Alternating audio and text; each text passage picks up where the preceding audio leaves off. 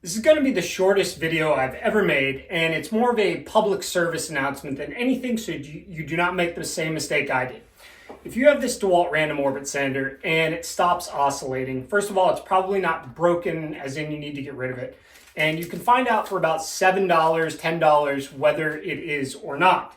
However, there's one very key thing here you have to do so as not to ruin this. So we're going to open this up and I'm going to show you what's probably wrong. It's probably a little belt that needs to be replaced. Now, the first thing we need to do is take off this bottom pad. I believe these are number 20 hex bits, hex screws. There's 4 of them right here. Just pull these out. Once we get inside, you're going to see this little belt right here. This is what causes it to oscillate. If this breaks or wears down, it will just spin in a circle and it will absolutely gouge and destroy very quickly your project, especially if you have a low grit on there.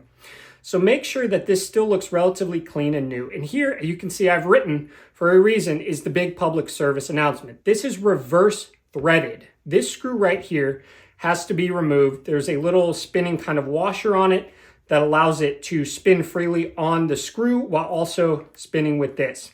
I accidentally stripped this because I didn't know that. And I had my power driver out and I had it on going left, loose. And I just kept going, it just wouldn't come out. I couldn't figure it out. And it's only screwed into plastic. It's not into any kind of like metal thread. And it will wear out that. So it's lefty tight, right loose. You cannot get it out if you go the other way, and you will strip essentially this plastic thing that it's screwed into. I had to end up melting some of the plastic to get it to grip again.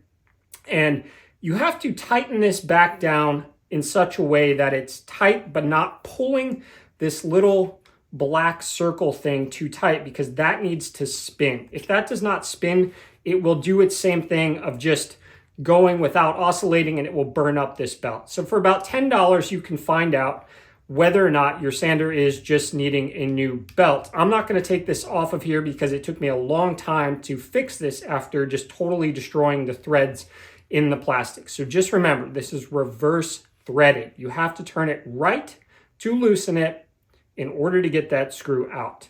Hopefully that helps. Just put a new belt on there. And like I said, you have to remove this thing to get it under there and then stretch it, throw this back on, and that should solve your problems. Reverse threaded, do not forget.